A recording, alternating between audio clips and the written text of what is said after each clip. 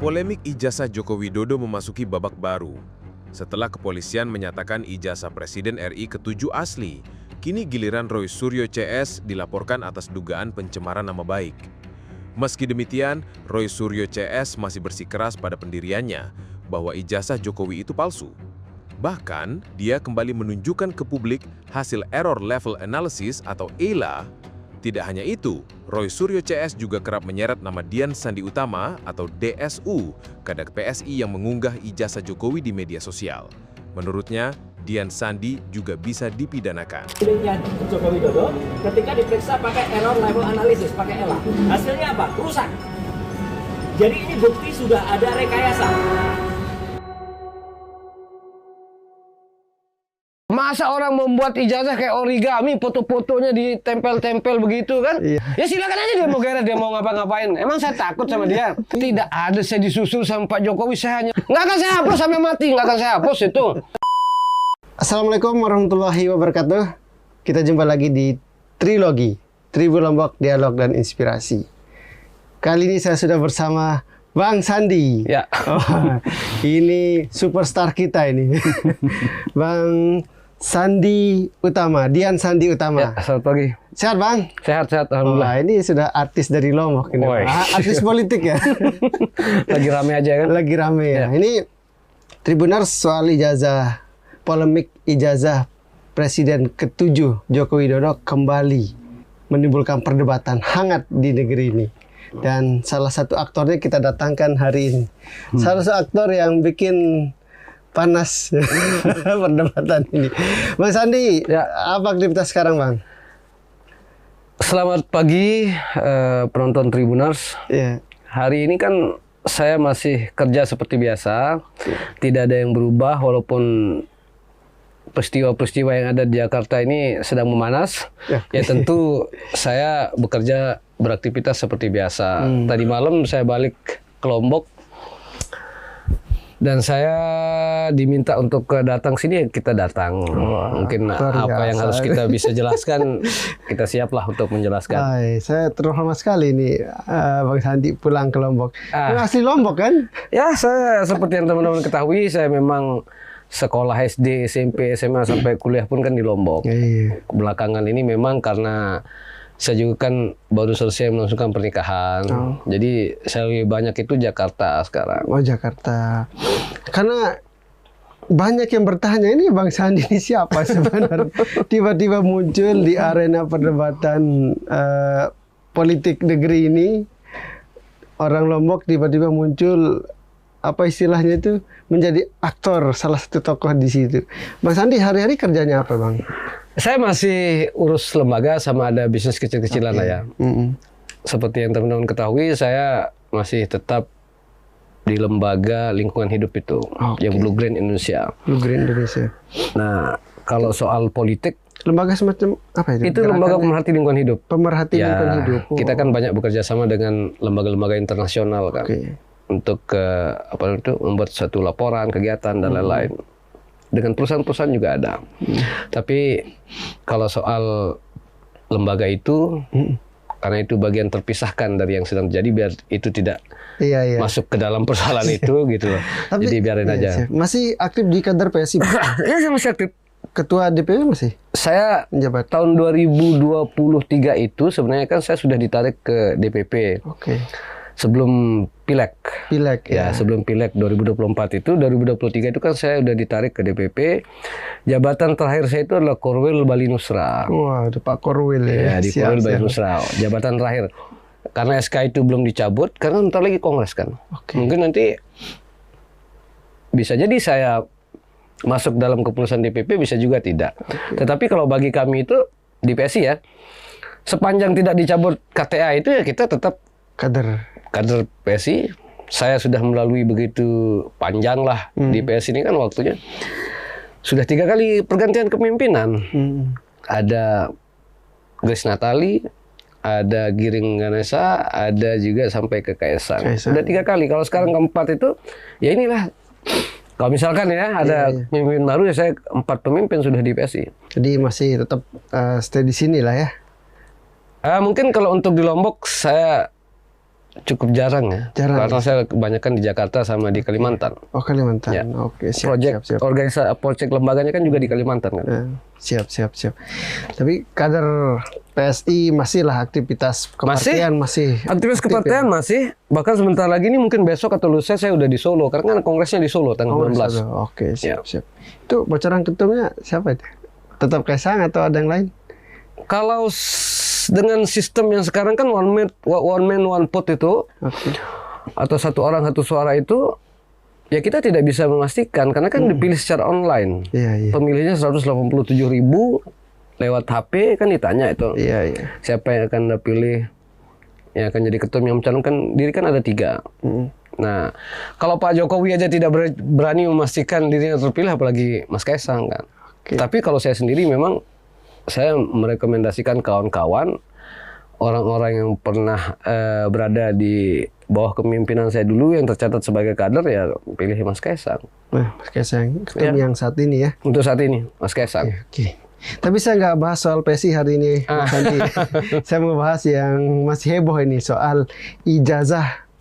Polemik ijazah Joko Widodo, Presiden RI ke-7 kemarin. Presiden RI ke-7. Bang, saya mau mulai cerita dari ketika Abang mengupload di akun X ya. Ya. Ijazah Pak Jokowi yang disebut Abang itu ijazah asli Pak Jokowi. Itu boleh diceritakan itu mengapa Abang tiba-tiba berani ngupload di situ di tengah polemik yang sedang panas waktu itu? Saya ini kan sebenarnya adalah pendukung Pak Jokowi ya. Dari tahun 2014 dulu. Dulu kita mendukung beliau itu bersama teman-teman di daerah tentunya karena kan saya di Lombok. Tahun 2014 itu. Kemudian ada kawan kita, ada senior saya, guru saya lah saya bilang namanya Indra Piliang. Beliau yang meminta kita ke Jakarta untuk membentuk relawan, untuk ikut bergabung dalam relawan, dan kemudian kita memperjuangkan beliau sampai akhirnya menjadi presiden.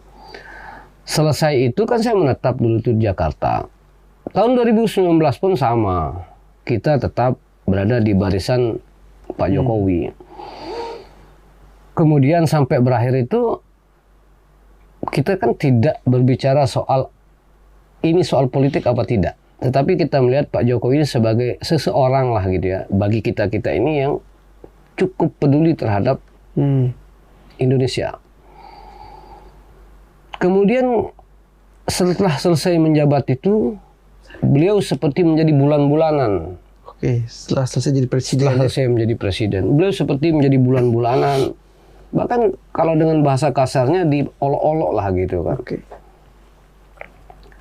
Di sosial media, entah itu dasar analisanya sosial media, bentuk wajah, bentuk apa, akademisnya, nilai-nilai akademisnya, beliau dikatakan tidak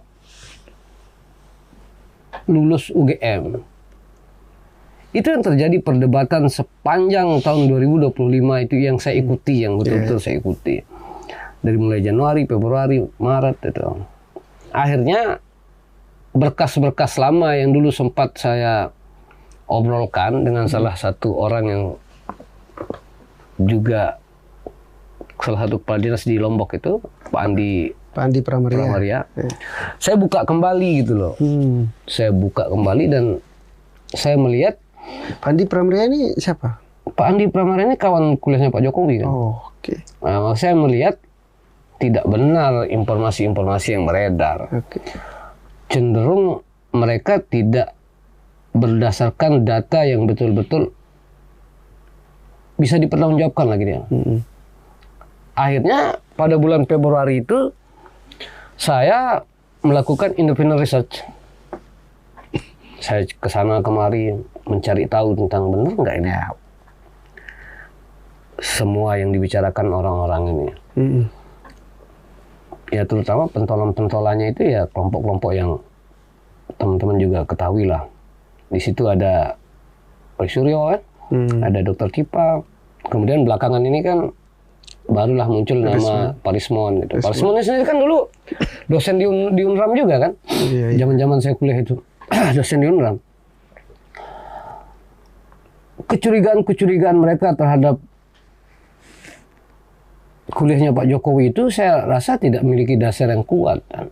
Karena dasarnya mungkin hanya sebatas analisa digital kan. Yang menurut saya itu nggak bisa lah dipertanggungjawabkan daripada data-data yang memang sudah dilampirkan oleh pembela Pak Jokowi dari awal itu yang memang memiliki dasar yang kuat. Barulah kemudian saya menulis cukup panjang itu. Di bulan Maret, seingat saya tanggal 29 apa itu. Itu mulai nulisnya. Saya mulai nulis. Menceritakan peristiwa-peristiwa itu yang saya sebut tadi sebagai independent research.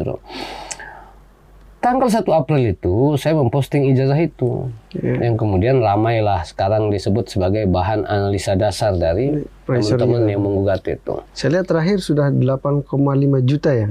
Ya, kalau kita lihat itu memang ada analitik di X itu memang sampai segitu angkanya. Berarti kan kita berkesimpulan bahwa begitu banyak masyarakat yang ikut di dalam isu ini kan, sampai ditonton segitu. Sekarang kita lihat tontonan di media TV, media digital, isinya kan soal seputaran itu aja kan. Iya. Nah, saya sebenarnya saya sebenarnya merasa semenjak di Jakarta kemarin itu saya bilang cukuplah saya memberikan penjelasan ke kawan-kawan. Banyaklah yang mengundang saya seperti TV, seperti podcast. Saya selalu bilang saya sudah menyampaikan semua yang saya ketahui. Saya sudah sampaikan juga hal-hal yang menurut saya perlu disampaikan. Sehingga saya bukan menolak mereka untuk hadir kan. Tetapi agar saya juga tidak terlalu jauh gitu kan.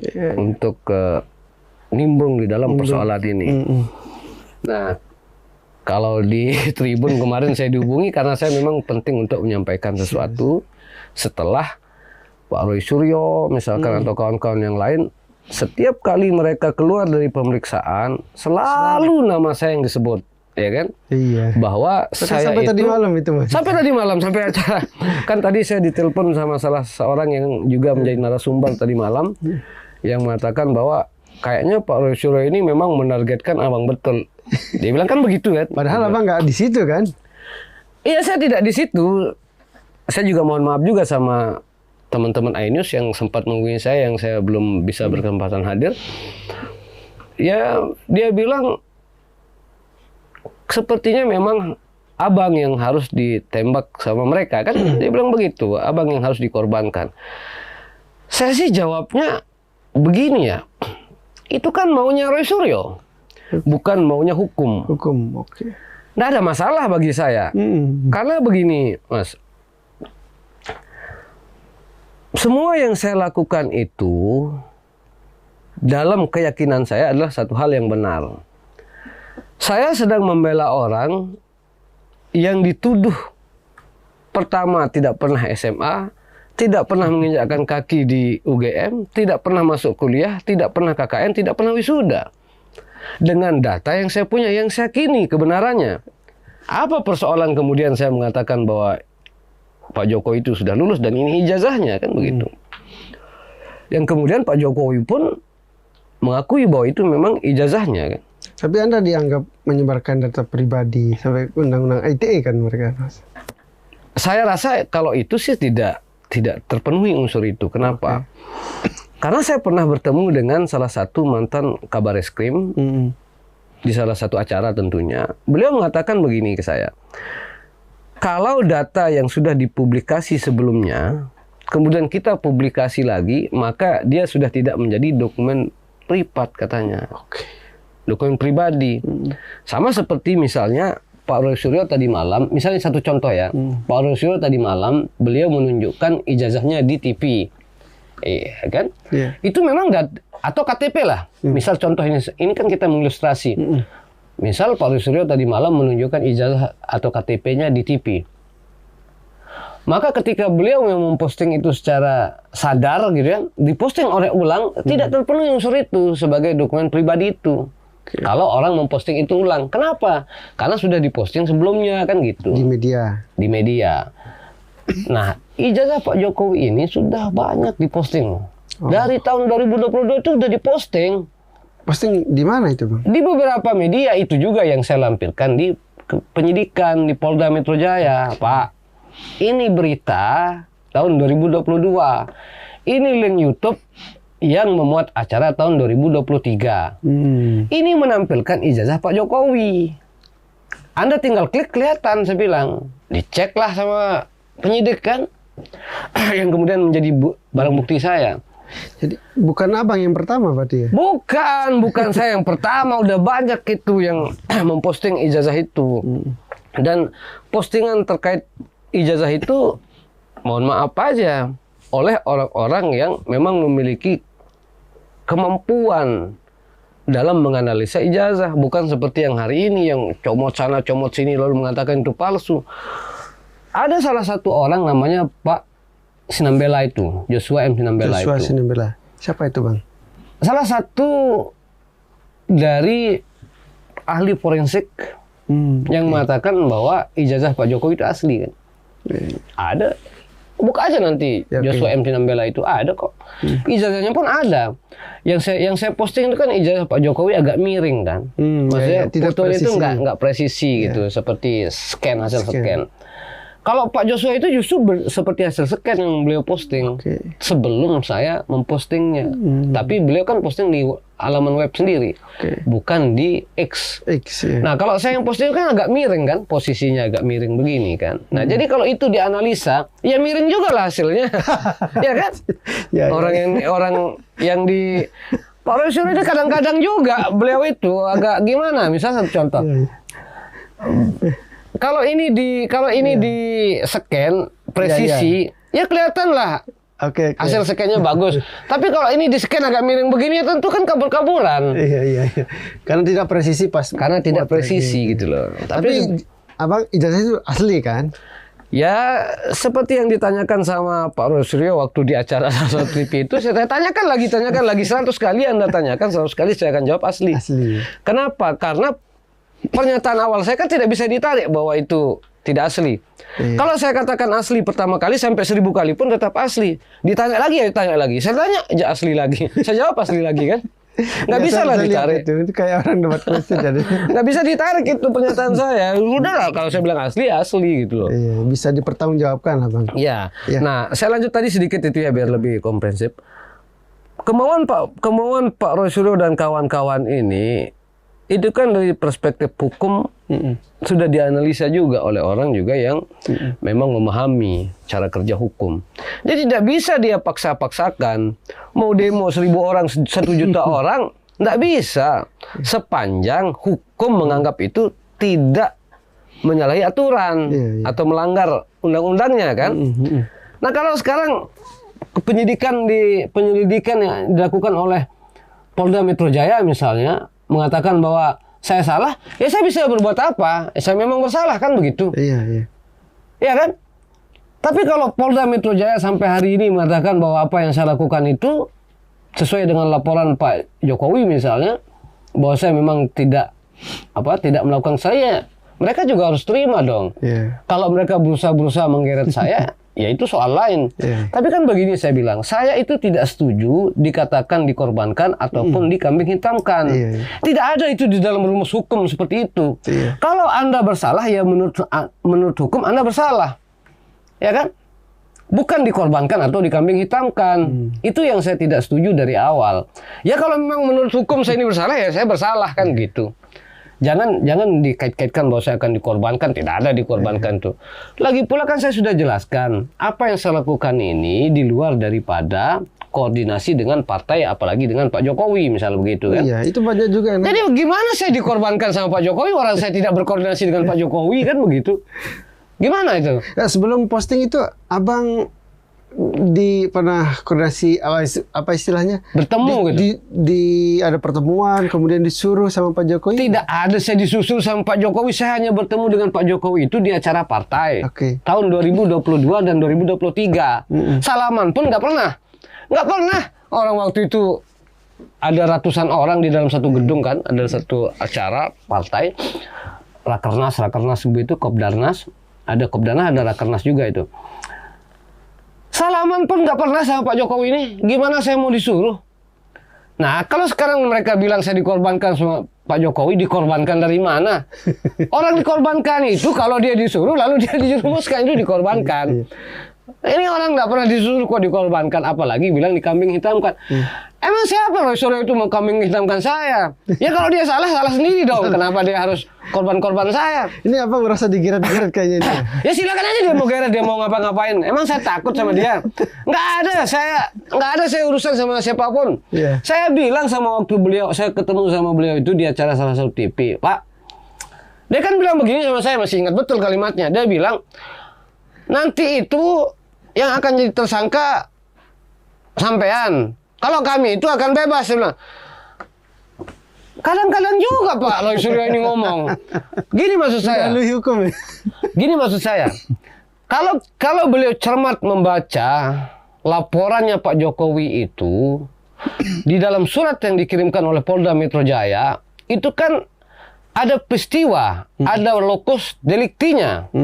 Ya kan? Ada tempus deliktinya juga. Kasus pertama yang naik penyidikan ini, yang naik penyidikan pertama itu adalah peristiwa pada tanggal 28 Maret tahun 2025. Itu peristiwa yang sedang digali kan. Itu pertama. Tapi waktu itu belum naik ke penyelidikan.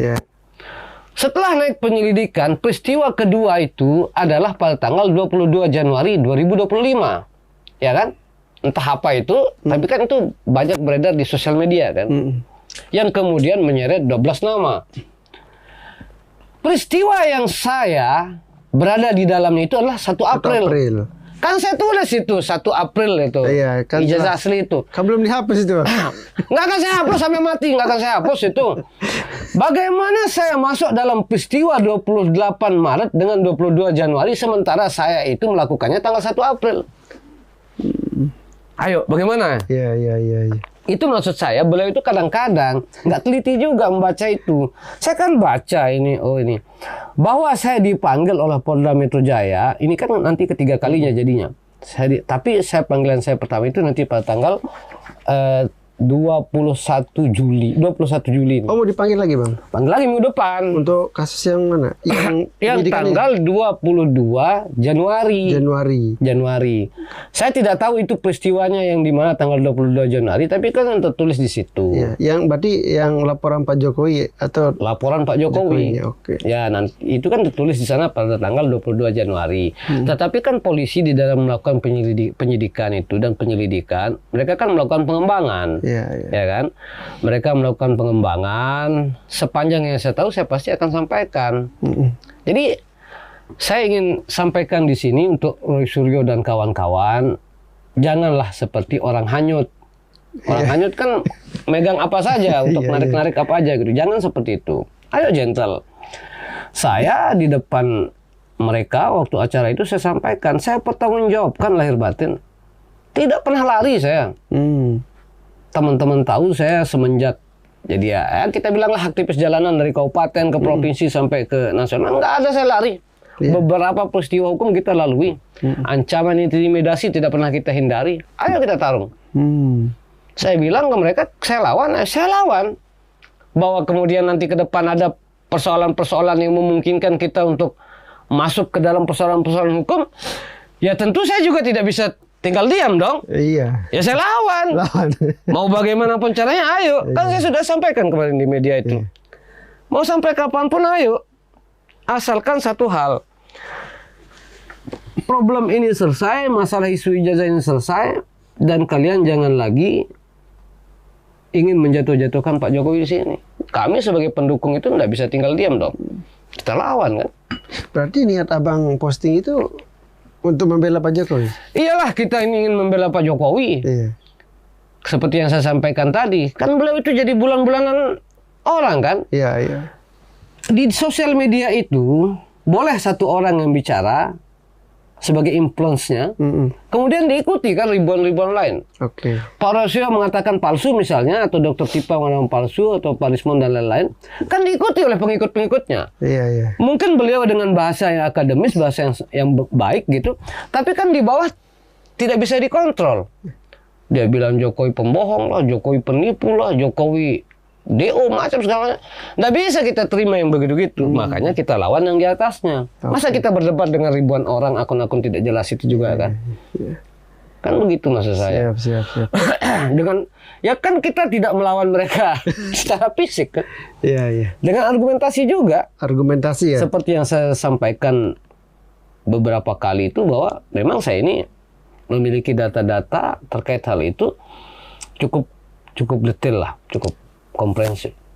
Apa jadi dasar abang sebenarnya? Ya, Katanya pernah lakukan riset, Bang.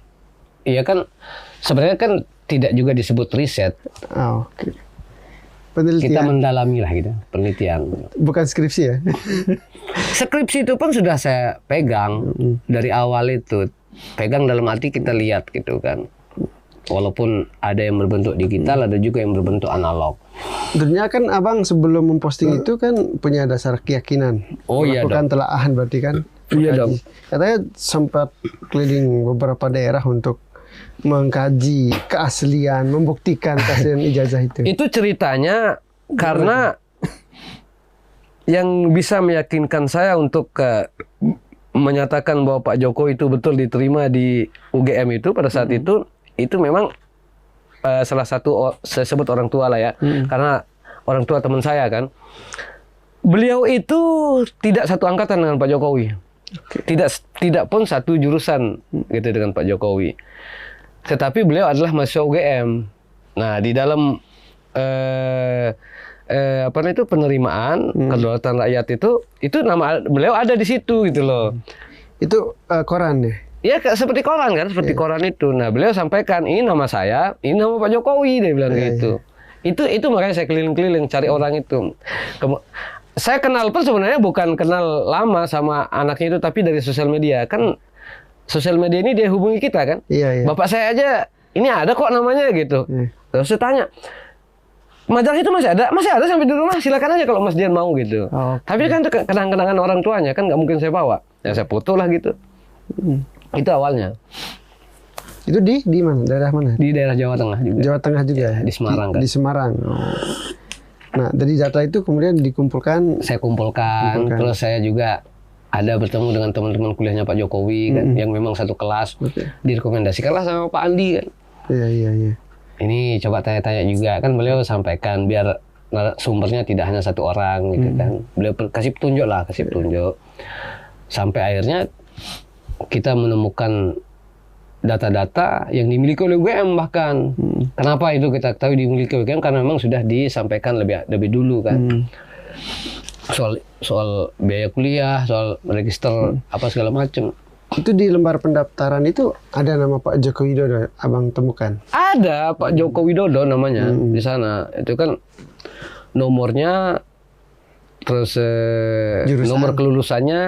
Kalau jurusan tuh kolektif lah di atas kan, tidak di detail di satu-satu orang gitu. Ada tuh saya temukan tahun 1980 kan, pertama kali ya. 1980 ya. 80 kan. Beliau kuliahnya berarti 5 tahun kan. Iya. Terus Bang, ini untuk meyakinkan abang bilang ijazah itu asli. Kalau itu sudah tidak ada yang meragukan sama sekali, karena memang sudah melalui proses institusi negara bahkan yang menyatakan itu. Kan? Iya. Institusi pendidikannya lewat UGM sudah menyampaikan bahwa itu asli. Terus yang melakukan pengujian laboratorium forensik, institusi kepolisian menyatakan itu juga asli, identik lah gitu kan. Kalimatnya kan identik kan. Kalimatnya identik bahwa itu asli. Apalagi yang meragukan kita. Persoalan kemudian yang timbul adalah kita berimajinasi seandainya ini masuk ke ruang pengadilan. Hakim misalkan memanggil UGM. Anda berani disumpah di bawah Al-Quran gitu kan? Berani katanya. Anda yakin ini asli? Ya ini datanya asli gitu. Lalu dipanggil teman kuliahnya Pak Jokowi. Anda berani katakan ini asli? Anda berani disumpah di bawah agama masing-masing gitu, kitab suci agama masing-masing, ya berani dia bilang. Apa? Ini asli dia bilang gitu. Sekarang Mas Suryo ini mau menghadirkan siapa? Mau menghadirkan aplikasi. Bagaimana aplikasi ela apa namanya itu yang akan disumpah? Level analisis yang akan disumpah. Nggak bisa lah disumpah itu. Jadi kita ini di dalam frame dimensi yang berbeda. Kalau kita ini frame dunia nyata, mereka frame-nya imajinasi. Aplikasi itu jangan-jangan nggak dibutuhkan di pengadilan. Ini kita sedang berimajinasi seandainya ini masuk ke ruang pengadilan kan? Oke. Ya saya tanya ini, siapa yang mau dihadirkan sama Rasulullah dan kawan-kawan untuk mengatakan bahwa itu palsu? Siapa? Kan di media sudah banyak dibilang ini palsu dengan analisis, dengan keterangan. Iya, analisis, betul analisis. Tetapi analisis itu tidak bisa dipakai sebagai pembuktian di pengadilan. Saya bukan orang yang ahli hukum, tetapi kan hukum bekerja ini kan kita bisa pelajari. Makanya saya katakan tadi, ini untuk meyakinkan hakim, untuk membuktikan bahwa ini asli atau tidak. Hakim kan akan memanggil sesuai dengan alat-alat bukti, saksi yang bisa meyakinkan mereka untuk membuat keputusan. Siapa yang meyakinkan mereka? Pertama kan pihak UGM. Ya, selaku mengeluarkan ijazah. Iya, selaku kampus tempat Pak Jokowi berkuliah. Anda berani disumpah di bawah Alkitab masing-masing, di bawah kitab suci masing-masing, berani. Begitupun dengan teman-teman kuliah Pak Jokowi. Kalau misalkan Pak Jokowi nanti menghadirkan juga di luar dari teman kuliah, misalkan nih contoh, ada keluarganya yang ikut wisuda misal, untuk membuktikan ini kan, Anda berani disumpah. Disumpahlah mereka. Hakim yakin. Lalu ditanya Pak Suryo dan kawan-kawan, siapa yang akan Anda hadirkan untuk mengatakan bahwa ini palsu? Ela katanya. Gimana Ela mau disumpah? Jangan-jangan Ela nama orang. Jangan-jangan begitu maksud saya. Tidak bisa itu dipakai begitu. Lagi pula hakim kan tidak, jangan-jangan tidak akan mendengar penjelasan-penjelasan seperti itu. Dan yang paling penting itu adalah kacamata untuk membaca Ela ini, kita kan menjadi ruang perdebatan juga bagi teman-teman ahli tentunya. Ada yang mengatakan bahwa cara Pak Rusyo membaca Ela itu salah. Untuk menggunakan aplikasi itu salah. Karena yang benar itu adalah ini gitu. Terutama materialnya, unsur materialnya. Jadi tidak bisa juga dia menyatakan bahwa itu palsu 99%. Sementara material untuk mengatakan itu asli atau palsu di dalam penggunaan Ela itu juga tidak sesuai dengan standarnya.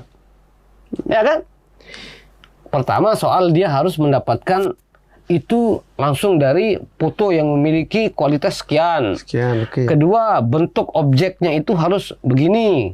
Misal begitu kan harus presisi gitu. Tidak miring ya? Ya tidak miring. Kalau di foto-foto miring-miring begitu ya nggak bisa lah. Iya. Miring-miring begitu pun banyak juga orang yang mengoperasikan Ela itu mengatakan bahwa tidak benar itu, Pak Rusyo itu ini yang benar gitu loh. Seperti misalkan soal stempel itu kan. Soal stempel itu ada kok yang memang melihat itu benar ini gitu loh. Wajar merah itu tidak kelihatan karena ditimpa oleh hitam gitu. Wajar. Tapi kalau Pak Rusyo kan mengatakan ini, artinya masih bisa dibantah kan? Dibantah, udah berkali-kali dibantah, udah banyak sekali itu yang membantahnya. Pak Rusyo kan ini dipotong-potong, tubuhnya itu ditempel-tempel gitu, tubuhnya itu ditempel-tempel, menimpa ini. Ya Allah, masa orang membuat ijazah kayak origami, foto-fotonya ditempel-tempel begitu kan? Iya. Karena begini loh, kalau kita lihat ini contoh ya, background di belakang itu kan tertimpa dengan stempel. Oke. Kemudian oleh jasnya itu dianggap itu ditimpa. Tetapi wajahnya sendiri tidak diakui bahwa itu wajah Pak Jokowi. Ya kan? Artinya wajahnya dipotong, tubuhnya dipotong, ditempel-tempel begitu. Aduh, ya Allah, saya bilang betul-betul hilang kewarasan kita kalau mengikuti, kalau mempercayai hal itu gitu loh. Apalagi kemarin kan saya sempat bilang, saya mohon maaf bukan maksud menyinggung siapa-siapa itu di situ, saya yang bilang bahwa EQ rendah untuk mempercayai itu dia ijazah pramuka. Gimana mau mempercayai itu ijazah pramuka sementara itu sudah digunakan sebelum Pak Jokowi masuk DKI Jakarta. Oke, jadi wali kota. Wali kota kan? Wali kota Solo. Menjadi wali kota Solo 2 periode, kemudian menjadi DKI dan kemudian menjadi presiden. Lagi astagfirullahalazim. Ini saya bukakan datanya sedikit ya. Agar kita lebih agar kita lebih agar kita lebih membacanya ini agak utuh. Saya ingin mengajak pemirsa Tribun masuk ke dalam peristiwa masa lalu, yaitu Pilkada Solo tahun 2005. Oke. Pilkada itu diikuti oleh 4 pasang. Ya, salah satunya di situ adalah incumbent. Incumbent atau wali kota Solo waktu itu namanya Pak Slamet Suryanto.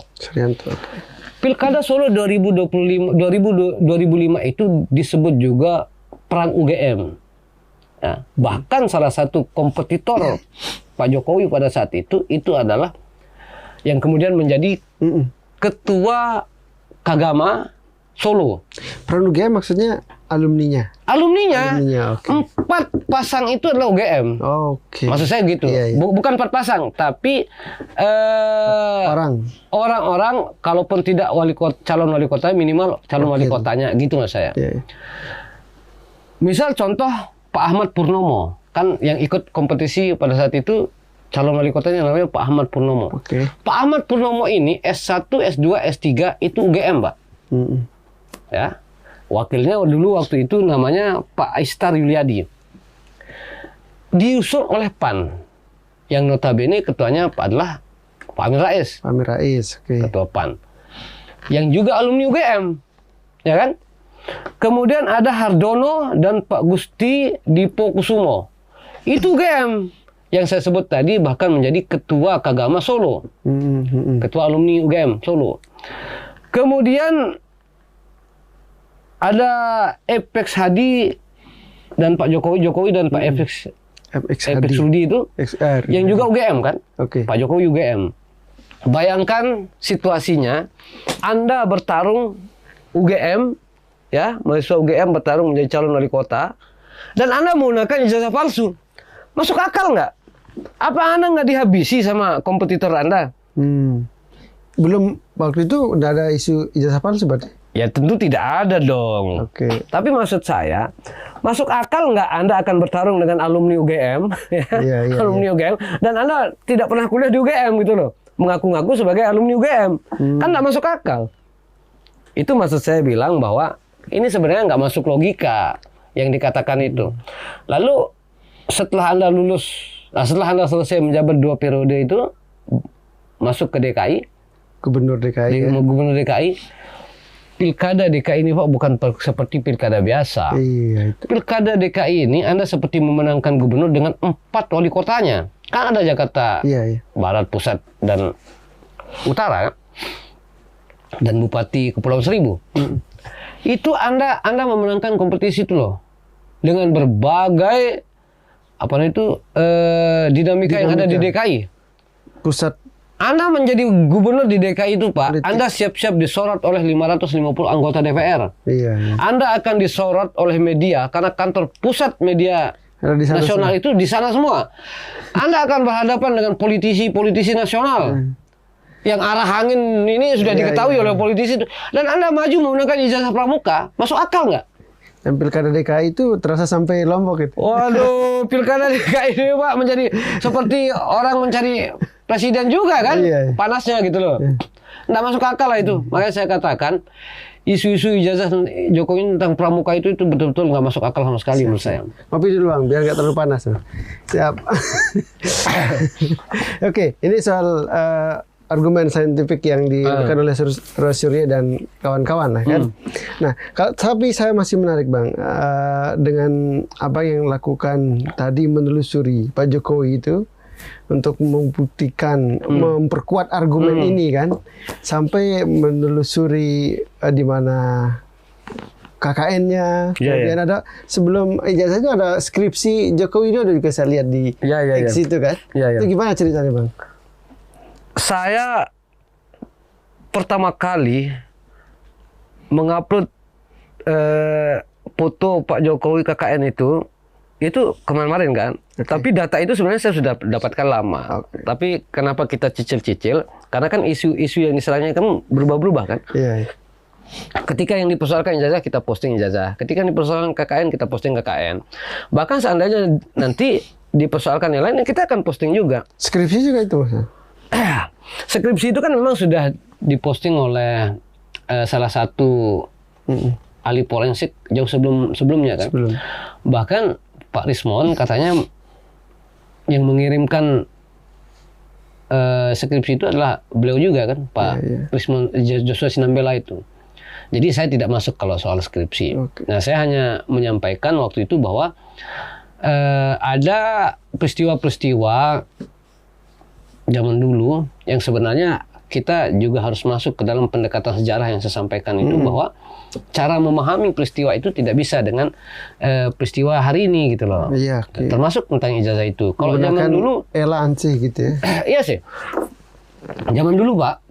Ini zaman saya loh, ini zaman saya kuliah tahun 2004 itu sudah termasuk zaman modern kan? Iya. Karena sudah ada teknologi apa segala macam, sudah ada foto apa segala macam. Toh juga teman-teman saya tanya, itu kan kita punya grup alumni di HP. Mana sih foto-foto? Terbatas juga kita dikirim. Hanya 2-3 dikirimkan kan foto sama mereka. Pak Jokowi ini 80. saya belum lahir, beliau udah kuliah. Iya. Kan beliau di wisuda itu saya belum lahir. Toh juga masih banyak beliau punya dokumentasi. Kebayang lah teknologinya masih sangat Padahal terbatas. ini teknologi zaman dulu loh. Nah, saya sambung yang tadi itu soal dokumentasi apa segala macam itu, termasuk tentang administratif kampus gitu. Kita ilustrasikan orang seperti beli tanah, misal contoh pada tahun-tahun itu ya. Orang beli tanah zaman dulu pakai kalimat-kalimat nanti saya jual tanah saya di situ ya, digarap-garap aja, nggak ada jual beli, nggak ada. Bahkan katanya ditukar pakai rokok. Ditukar pakai rokok, digarap-garap gitu kan. Tidak ada administrasi yang terlalu seperti hari ini. Tapi kalau hari ini beli tanah, Pak, Anda harus buat aktenya lah, Anda harus buat surat jual belinya lah, Anda BJB apa segala macam kan. Termasuk balik nama apa segala. Begitu rumitnya administrasi hari ini. Nah, jangan-jangan zaman kuliah Pak Jokowi dulu juga seperti itu gitu loh. Begitu dikatakan, mungkin juga kasihan kan, misal contoh kan banyak juga dosen-dosen yang kasihan sama muridnya gitu, udah kesana kemari konsultasi apa segala macam, konsul ya sudah wisuda gitu kan, tanpa memperhatikan ketentuan-ketentuan yang rumit seperti hari ini. Itu yang saya sampaikan kemarin, pendekatan sejarahnya juga harus mampu dia membaca peristiwa masa lalu itu. Masa lalu. Harus ada pendekatan histori. Iya kan, harus ada pendekatan historinya, pendekatan sejarahnya. Nggak bisa, nggak mungkin. Coba aja kita bicara masa lampau kan ini. Masa lampau. Coba aja tanya sekarang orang-orang tua yang kuliah pada tahun 80, bagaimana orang kuliah zaman dulu.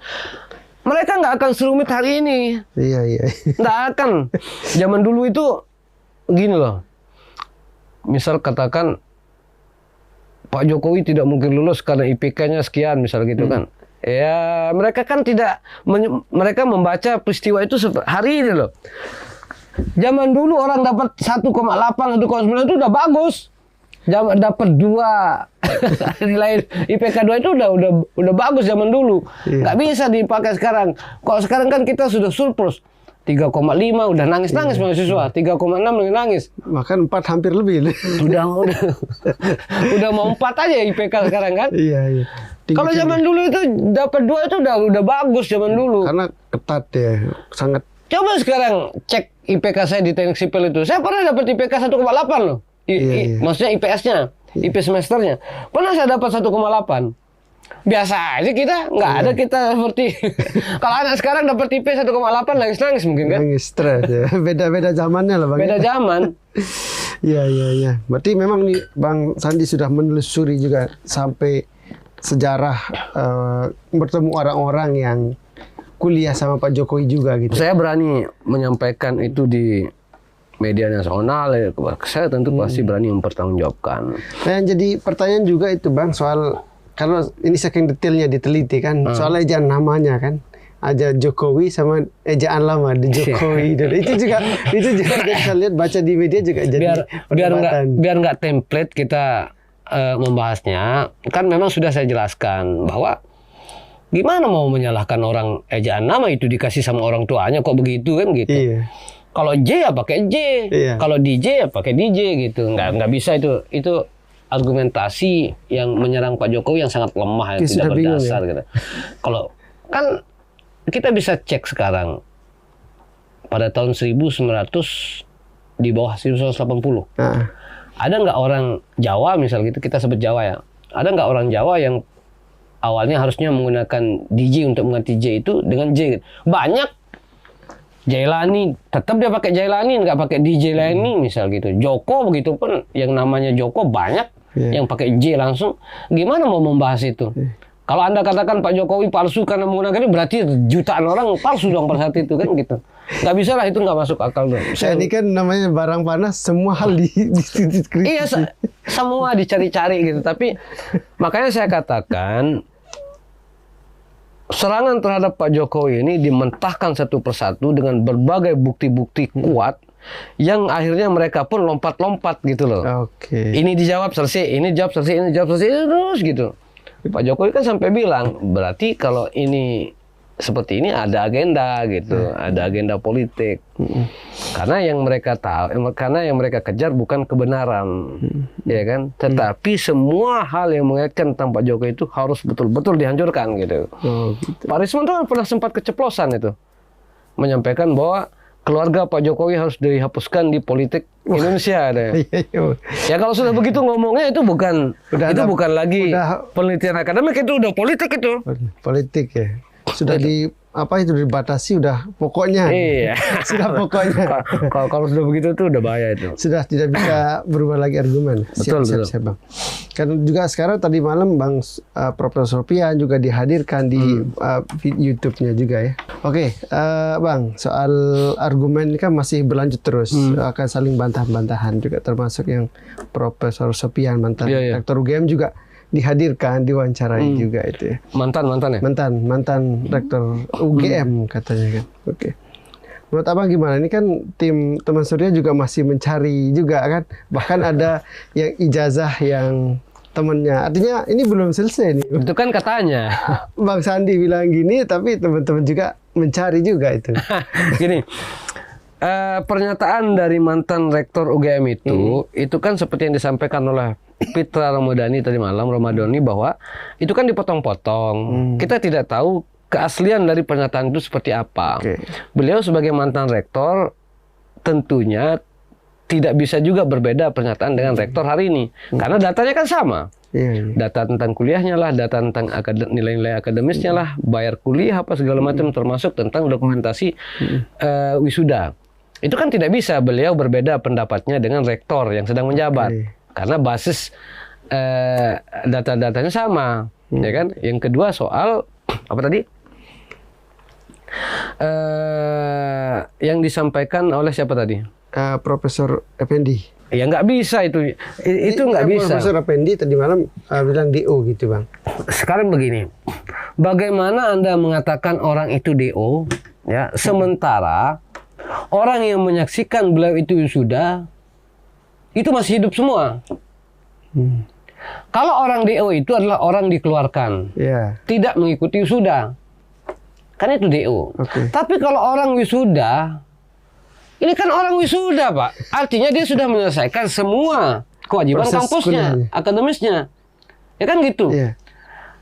Panggil aja orang-orang itu. Di salah satu dokumen foto yang diajukan oleh Pak Jokowi sebagai bukti itu juga, kalau tidak salah ada 12 orang. Kan orangnya kan masih hidup itu. Tinggal dipanggil kan? Ya tinggal dipanggil aja. Benar nggak ini Pak Jokowi? Benar nggak ini Pak Jokowi gitu? Mereka berdasarkan informasi yang saya terima mengkonfirmasi bahwa mereka siap untuk dihadirkan di pengadilan ataupun menjadi saksi Pak Jokowi. Ya 12 orang Pak dipanggil, dilihatkan foto, benar nggak ini Pak Jokowi sudah sama Anda? 12 orang ini mengatakan iya. Kan seluruh gugur artinya seluruh argumentasi dari Profesor tadi malam itu. Nggak bisa lah dilawan dengan cara-cara asumsi hanya sekedar asumsi kan, dengan saksi-saksi yang dihadirkan Pak Jokowi. Nggak bisa. Buat Abang itu asumsi. Iya. Sekarang begini, apa urgensi yang disampaikan oleh Pak Rusudyo bahwa beliau menghadirkan 5 ijazah yang dimiliki oleh teman Pak Jokowi? Mau mengatakan apa itu? Mau menyampaikan apa dia dengan itu? Sementara Pak Jokowi sejak tahun 2022, videonya ada di YouTube, sudah menghadirkan 30 orang memegang ijazah mengatakan bahwa ini ijazah kami sama dengan ijazah Pak Jokowi. Kan ada pernyataan itu kan? Iya. Sementara Pak Roy Suryo baru mengatakan bahwa kami sudah punya 5 ijazah. Ya punya aja, apa urusannya? Kalau beliau mengatakan bahwa itu berbeda dengan ijazah Pak Jokowi, karena ada register mungkin ya, nomor-nomor ijazah itu berbeda dengan Pak Jokowi, akan mati, itu akan selesai dengan sendirinya argumentasi itu. Kenapa? Karena 30 ijazah itu sudah dihadirkan jauh-jauh hari sebelumnya, termasuk yang datang ke tempat teman-teman di sini. Iya. Namanya Pak Andi Pramana itu kan sudah bawa ijazah aslinya. Jadi tunjukkan lah ya. Bahkan beliau mengatakan bahwa kalau ijazah di sini kalau udah salah ya, ada di sini backgroundnya ini kok saya lihat. Kalau ijazah saya ini palsu, maka kalau ijazah Pak Jokowi palsu, maka ijazah saya ini pun palsu, kata Pak Andi. Iya. Teman penuh keyakinan. Kuliahnya kan. Karena tidak ada ditemukan perbedaan di situ antara ijazah Pak Jokowi dengan ijazah Pak Andi Pramaria. Ya berarti barang ini udah selesai, Bang. Udah selesai, ini tinggal menunggu hari saja mereka ini untuk dipanggil sama polisi. Entah itu dalam bentuk dalam bentuk mereka akan jadi tersangka atau apa ya, tentu polisi yang punya kewenangan. Ini tinggal masih perdebatan tapi cukup panas dan panjang. Iya. Sekarang kan sudah masuki babak baru ini. Setelah selesai kan Polri sudah, UGM juga sudah kan, udah ijazah keaslian sudah dinyatakan lembaga resmi. Sekarang kan yang jadi bidikan sekarang Roy Suryo dan kawan-kawan ini kan. Sekarang Pak Jokowi.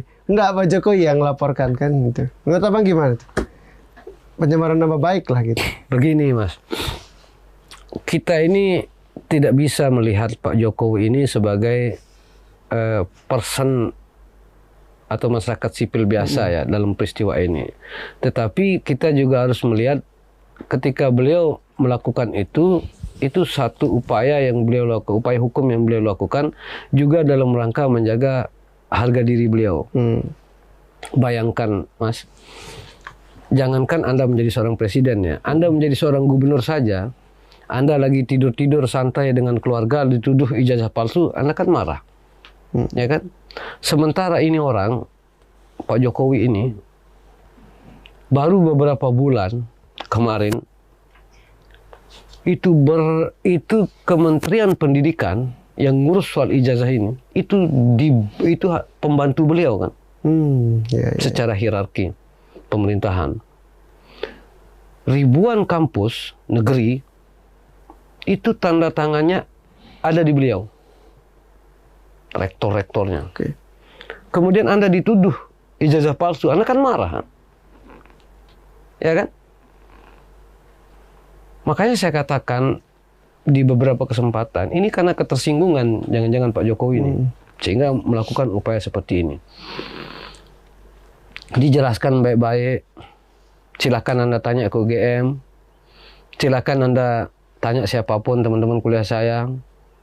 Tapi kan mereka tetap ngotot menuduh bahwa ini palsu. Ya wajar Pak Jokowi ini melapor. Bahkan kalimatnya kan tidak hanya sebatas kalimat-kalimat akademis di situ. Bilang adili Jokowi, gantung Jokowi, hukum Jokowi, Jokowi pembohong. Bahkan dengan gambar-gambar yang menurut saya menjijikan.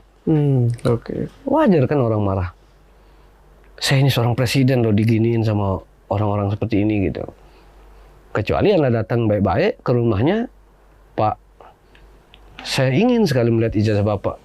Kan pasti ditunjukkan kan. Tapi kalau cara-caranya geruduk rumah Jokowi, geruduk UGM, marahlah orang. Makanya saya katakan tuh, saya mendukung Pak Jokowi melaporkan ini. Karena kalau ini perdebatan sosial media itu nggak akan ada ujungnya. Akan selesai, Bang. Iya kan? Tapi kalau ini perdebatan hukumnya sekarang dengan laporan ini, ya selesai. Kalau mereka nanti naik statusnya menjadi tersangka, ya silakan mereka melakukan upaya hukum-hukum lain. Misalkan mereka banding, misalkan mereka pra-peradilan, apa segala macam, silakan aja. Dilayani kok. Tapi nama Abang itu juga bisa tergeret itu. Pertama kali saya menyampaikan ini di sosial media, saya sudah tahu resikonya. Saya pasti akan diseret-seret. saya pasti akan diseret-seret oleh mereka.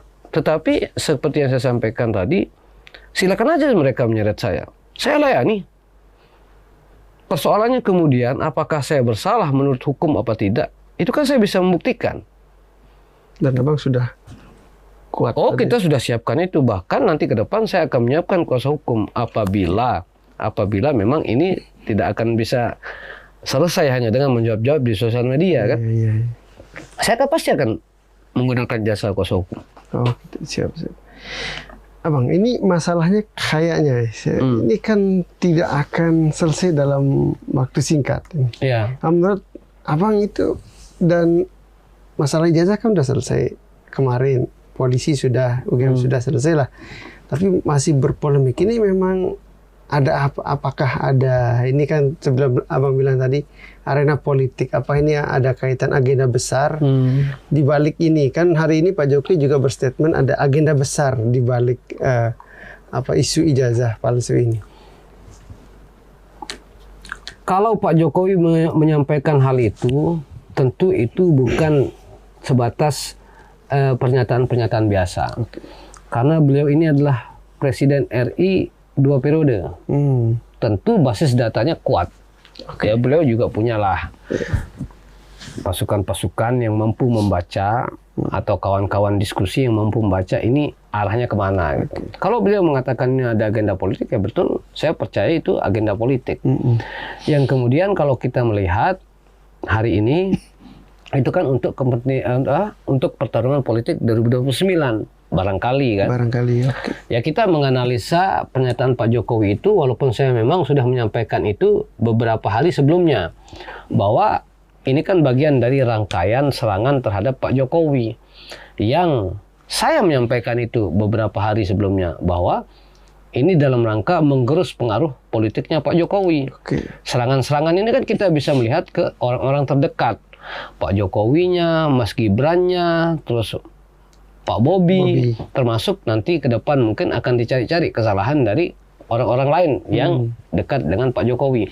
Nah, kalau sudah begitu kan berarti kita tidak bisa melihat persoalan ijazah ini berdiri sendiri di luar dari rangkaian serangan terhadap Pak Jokowi. Ya kan? Makanya Pak Jokowi mengatakan ini agenda, ya kita percaya itu agenda. Siapa yang melakukannya, ya mungkin Pak Jokowi hanya yang tahu kan. Pak Jokowi lah yang tahu siapa yang melakukan orang-orang di belakang itu, serangan itu gitu. Ada selain secara hukum juga, ini arena pertempuran juga di politik juga. Ya tentu arena politik, sama seperti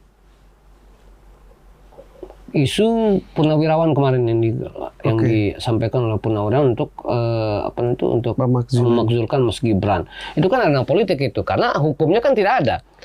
Kan di dalam aturan untuk memakzulkan presiden dan wakil presiden kan jelas aturannya. Tapi kan tidak ada hukum-hukum itu yang disampaikan secara argumentatif kan, sebagai argumentasi hukumnya gitu.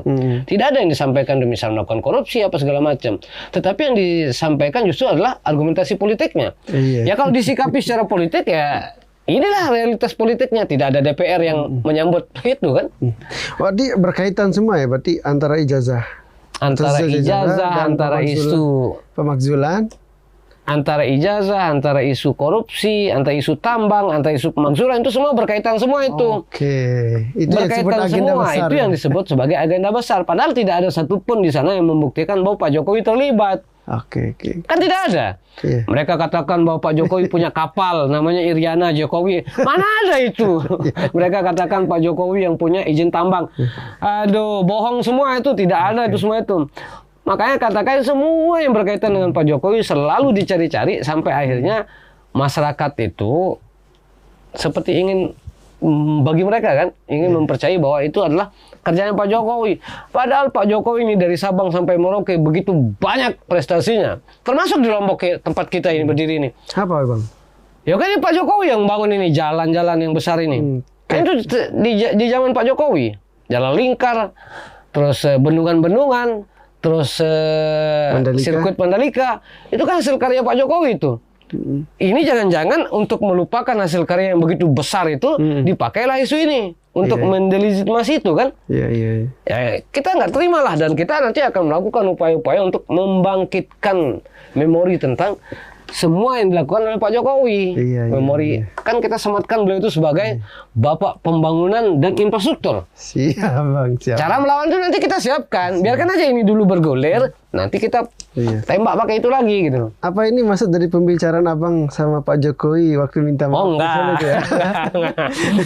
Kalau saya Itu dengan Pak Jokowi, hampir 1 jam katanya di situ. kalau saya dengan Pak Jokowi itu tidak bisa juga disebut sebagai pembicaraan atau obrolan. Karena beliau presiden, kalau saya ini kan hanya rakyat biasa, aktivis jalanan lah kita bilang kan. Jadi saya hanya mendengar kalau beliau menyampaikan hal-hal gitu. Ada obrolan-obrolan tentang Indonesia dalam arti saya sebagai anak muda gitu kan mendengar petuah-petuah gitu dari seorang yang kemarin baru selesai menjadi seorang presiden dengan berbagai dinamika politik nasional maupun dinamika pembangunan gitu. Ya beliau sampaikan itu, wah nanti ini begini, nanti begini, tolonglah dijaga kondusivitas agar Pak Prabowo juga bisa tenang dalam membangun Indonesia ke depan kan Oh, gitu. itu pesannya. Ada pesan itu agar kemudian nanti kondusivitas ini bisa terjaga, situasi nasional maupun situasi global juga seperti hari ini kan yang terjadi, ada perang nyata, ada perang tarif, ada perang ekonomi, ada perang digital, macam-macam kan. Ya, sehingga kita sebagai bangsa itu siap menghadapi itu. Gitu. Tapi nggak bahas soal ijazah itu. Nggak ada soal ijazah. Masa Pak Jokowi bahas soal ijazah? Pak Jokowi memang ada bahas tapi nggak banyak. Pertemuan 4 mata Bang. Iya, Pak Jokowi ada bahas tapi nggak banyak. Beliau yang saya ingat itu menyampaikan bahwa itu KKN saya itu desanya itu sekarang sudah berubah. Karena kan ada pemekaran kan. Oke. Misal dulu ini contoh misal dulu desa A. Desa A ini pada tahun 1084 baru 1 desa. Tapi kalau tahun 2025 bisa jadi 5 desa. Iya, iya. Ya kan? Pemekaran kan. Mana desa tempat terjadinya lokasi, kan ini kita bicara desanya ya. Tempat terjadinya itu jangan-jangan sudah berubah menjadi desa A. Karena desa Indok kan belum tentu tempat kuliah itu, tempat KKN itu kan. Paham nggak itu? Iya, iya, iya. Kalau memang begitu kan wajar beliau tidak mengingat desa yang tempat KKN. Tapi desa Indok beliau ingat, makanya beliau katakan di kecamatan Wonosgoro itu. Oh, siap. Itu kata beliau. Sip Bang. Jadi sekarang Abang sudah jadi orang dekatnya Pak Jokowi. Enggak. Saya tetap sebagai orang yang mengagumi beliau saja. Kalau dikatakan orang dekat juga tidak lah. Oke. Tapi bahwa kemudian kita berharap beliau bisa membimbing kita ini, ya tentu saya dan semua kader-kader PSI yang menjadikan beliau sebagai guru ya, tentu pasti sangat menginginkan itu. Oke. Jadi Begitu. ke depan rencana Abang dengan kasus ini, maksudnya untungnya bagi Abang apa tetap berada? Tidak ada, kalau saya secara pribadi tidak ada keuntungan. Bahwa saya berdiri di sini untuk membela orang yang sedang dizolimi, difitnah, menjaga harkat dan martabatnya, itu penting bagi saya untuk lakukan. Secara keuntungan pribadi, demi Allah, demi Rasulullah. Banyak orang yang mengatakan saya dikasih uang apa segala, nggak ada. Tanya langsung ke sana, nggak ada saya dikasih. Saya melakukan ini atas kesadaran saya sendiri. Saya tidak suka mereka menjelek-jelekkan, memfitnah, mengolok-olok. Saya tidak suka itu dilakukan terhadap Pak Jokowi sebagai figur yang kami anggap sebagai guru tadi itu, sebagai orang yang betul-betul kita kagumi. Lalu kemudian itu saya lakukan dianggap sebagai kita sedang bekerja dengan berharap jadi komisaris. Nggak ada. Iya, siap. Mana ada kita mau berharap sama Pak Jokowi yang begitu-gitu. Saya hanya berharap agar kemudian saya lebih banyak lagi bertemu dengan Pak Jokowi dalam rangka diberikan arahan-arahan, diberikan satu petuah-petuah. Karena kita ini sebagai politisi, penting juga kita cara mengetahui bagaimana politik itu bekerja. Dalam hal ini saya menganggap Pak Jokowi itu sudah tuntas sebagai guru politik. Ya kan? Masa nggak ada tawaran jabatan apa di partai Bang? Sekarang ya kita nggak tahu. Iya. Kalau Menurut saya sih Abang luar biasa pengorbanan, diserang kiri kanan soalnya nih. ya tentu berharap, pasti berharap. Ya. Tidak mungkin juga Siap. ada kader yang tidak ingin sebagai pengurus. Oke. Ya kan? Tetapi jangan juga itu yang menjadi dasar kita bergerak. Oke. Ya kan? jangan juga itu menjadi ekspektasi kita. Kalau nanti itu tidak terjadi, kita kecewa, lalu kita menyerang Pak Jokowi, kan nggak boleh begitu. Betul. Makanya kita ekspektasi itu tetap sebatas rasionalitas saja. Bahwa kita berharap, tentu kita berharap lebih-lebih. Kita juga ingin kita sudah menjaga keluarga ini, baik itu Pak Jokowi, Mas Gibran, Mas Kaisang, agar jangan menjadi serang-serangan dari politisi-politisi yang lain. Nah, beliau tentu membutuhkan orang-orang yang berani berada di depan, di garda terdepan untuk menjaga mereka. Nah, kita sudah tunjukkan itu, bahwa kemudian nanti kita akan berada di garis partai atau mungkin di relawan, itu soal lain. Tapi saya bergerak itu tetap akan bergerak. Kan sekarang tidak harus saya jadi pengurus DPP kan untuk melakukan itu. Bisa kita bentuk relawan, bisa membangun Jokowi Institute misalnya, bisa. Kenapa nggak bisa? Kan zaman sekarang kan bisa kita membangun organisasi seperti itu. Kalau motivasinya adalah menjaga keluarga beliau gitu. Nggak ada masalah bagi saya. Saya ini begini, diajak atau tidak nanti sebagai pengurus PSI, saya tetap akan ada di PSI. Itu pertama. Direstui atau tidak direstui dalam hal diperintah untuk membangun relawan, saya tetap akan berada di garis terdepan sebagai relawan itu. Jadi tidak ada masalah. Mau diajak, mau tidak diajak, tidak ada masalah. Siap Bang, tidak ada masalah. Semoga masalah ini cepat selesai Bang ya. Ya seperti Dan harapan kita bersama lah ya. Dan negeri ini dapat pencerahan. Itu aja Bang, thank you. Yang terakhir apa sekarang? Karena besok saya harus ke Jakarta. Luar biasa, selamat beraktivitas lagi Bang. Semoga makin sukses. Ya. Tambah top lah. Kita minta juga ini ucapan untuk Kongres PSI pertama sejak partai ini berdiri dari Tribun sekarang. Oke, siap. Ini ucapan sesi lain aja Bang. Oke, siap. Oke, Ya. terima kasih Bang Sandi atas waktunya sudah memberikan beberapa pencerahan kita soal kasus ini. Siap. Pencerahan, dan kita masih mengikuti terus polemik ini. Semoga masyarakat Indonesia juga dapat edukasi dari dinamika yang sedang berjalan. Baik, Tribuners, itu dia ngobrol-ngobrol kita bersama Bang Dian Sandi Utama. Kita jumpa lagi di acara trilogi selanjutnya. Assalamualaikum warahmatullahi wabarakatuh. Ya, Bang.